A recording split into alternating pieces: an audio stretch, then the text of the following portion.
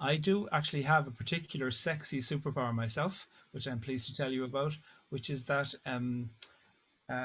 nuns in their 70s have a strange attraction to me. And this was not a sexy superpower I ever imagined myself having. I had all kinds of other imaginations about what a sexy superpower of me might be. But that the one that I have been gifted with is one of being strangely appealing to nuns who have made a commitment to celibacy who were in their 70s. I trained in theology, and so I regularly enough still give lectures in theology.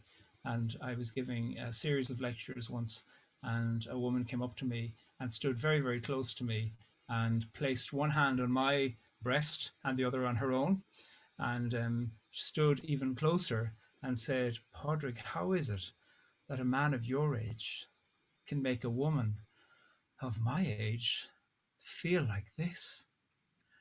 And she was a nun. Of course she was. And I said to her, sister, I don't think you're supposed to be talking to me like that. And she looked at me and she said, I can say whatever I want. And I went from being slightly intimidated by her to being utterly in awe of her and her freedom of her own sexuality. Just thinking, bloody hell, when I grow up, I want to be a nun like her because she had such an open heartedness and a sensuality of communicating whatever it was she was feeling in her body as she was touching her body as she was touching mine. It was quite extraordinary. And I was utterly in awe at how much freedom she had within herself and how I actually was the one who was being a little bit uptight about sexuality when she was completely and utterly fluid and broadcasting and at ease with herself. So she is now a superhero of sexuality and sexiness in my life as we think about that. So on that, What makes you think you didn't grow up to be a nun? yes, Paul does think that he's going out with another man, but actually he's going out with a nun. Yeah, which is me. So, Paul, do you want to say anything before we have our? Yes, I just want to say hello. It's, as always, fantastic to see you all. Sorry, just letting a few people in. I thought we would have been beating you off with a big stick on this theme. Actually, I was really hopeful we were going to be oversubscribed with some racy revelations, but you've all proven very demure. So I was kind of surprised, but I'm even more hurt that Pádraig couldn't come up with a story about me. Come on. So I decided I would not come up with a story about him either. So there you go. But we have 7 truly fantastic stories for you tonight. So please give Lyn Graham a very warm welcome to her first time telling a story at 10 by 9 on the theme of sexy. Thanks very much, Lyn, and you're can you all hear me okay? Perfectly, yeah. Yeah, okay. If only I'd been able to find that scarf.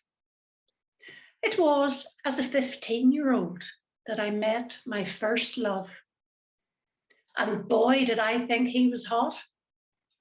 Then he opened his mouth and sang, "Wake up, Maggie, I think I got something to say to you."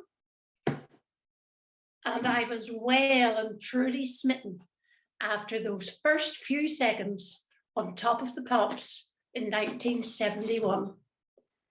Playing football and twirling the microphone stand around on stage like a baton twirler on the 12th of July. What highs and lows I've experienced with him over the years. The ecstasy of buying my first LP of his, Every Picture Tells a Story.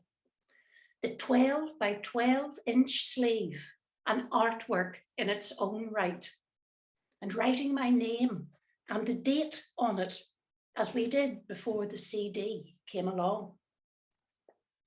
Then a few days later, the agony of finding it leaning up against a hot radiator, rendering it unplayable. Someone who will remain nameless, as they may be listening to 10 by 9 tonight, had left it there, presumably when the radiator was cold. But then again, this family member was not a Rod Stewart fan at the time. I think it was to stop my hysterics that either my mum or dad decided to replace it.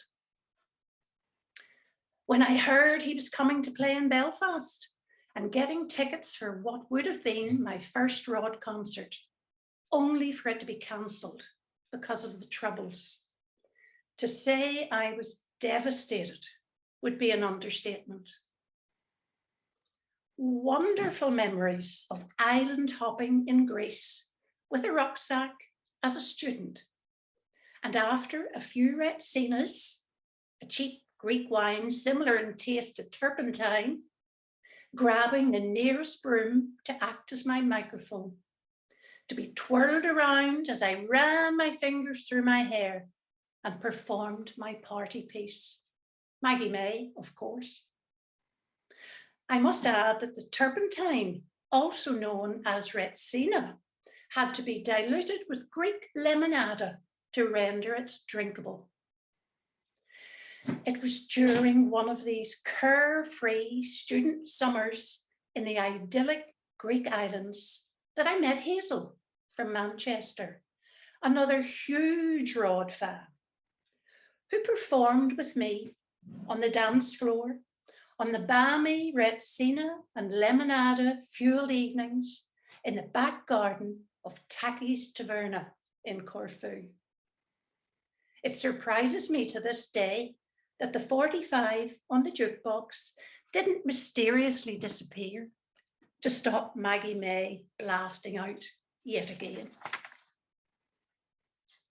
Hazel from Manchester and I kept in touch. And yes, you've guessed it. She got tickets for us to see Rod the Mod at the King's Hall, Bellevue, Manchester, on Saturday, December the 2nd, 1978 at 8 p.m. I was shaking so much at the thought of seeing him. I could barely speak, which is very unusual for me. Realizing I was double booked that weekend, I didn't hesitate in ringing my friend Catherine. You know that Dublin weekend we've booked? Well, I can't go, but I'm happy to pay my whack. Luckily, there were a crowd of us due to go, so I wasn't letting anyone down. And thankfully, someone took my place. Not that I would have minded paying for a weekend I wasn't going to go on if it meant seeing Rod. Now, these concert tickets weren't just any old concert tickets. They were in the stalls near the stage. I could see the beads of sweat rolling down his face. The skin-tight black leggings, diamante belt, leopard print jacket. And the first time he asked me, "Do you think I'm sexy?" There are no words to describe that night. I was blown away by this dynamo on stage. Fast forward exactly 38 years to the 2nd of December 2016. And after seeing him live on many occasions over the years, I was about to go to my last ever Rod concert, this time in Birmingham. Why last? Well, because as a VIP ticket holder this time, I knew our seats were in the middle of the second row from the stage, and it would be up there with the first time. I thought, begin and end on a high. The atmosphere was electric with anticipation. And when he came on stage, the tears streamed uncontrollably down my face. My longest lasting love affair. The other love of my life, my husband, was with me. And after nearly 30 years married to me, he'd become a fan too. At one point, Rod stepped off the stage towards us and started shaking hands. I stretched out, calling his name, "Rod, Rod," my heart pounding. But as I was now 60, it was to the younger and sexier fans or members of his tartan army he reached out to. If only I'd been able to find that scarf, the one I bought at my first concert in Manchester, the Blondes Have More Fun Tour 1978. I'd have had it with me. And I'm sure he would have reached out, or at least reacted to the scarf, that is. If only I'd been 2 rows from the front in 1978, I wouldn't have needed to distract him with a scarf. He'd have definitely reached out to me, the young, sexy, 22-year-old, slim, without a grey hair in sight. Sir Rod Stewart is now 76, and I always think he's sexy. As for that scarf, having hunted high and low for it before the Birmingham concert in 2016, I found it in a drawer that I was clearing out about a week later. Maybe, after all, I'll have to make it to another Rod gig with my scarf. Thank you. Oh, that is so good. Show us that scarf again. Oh, look at that. Wow. Is that kind of satiny? Yes, it's actually it's 100% acetate, dry, clean only. Wow. And there we are, 1978 to 79. And I remember the ticket cost £6. Wow. My God. That's such a good story. My God. Like your longest love affair in your whole life.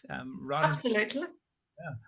Wow. And like how did Rod feel when you got married? Like, was he heartbroken?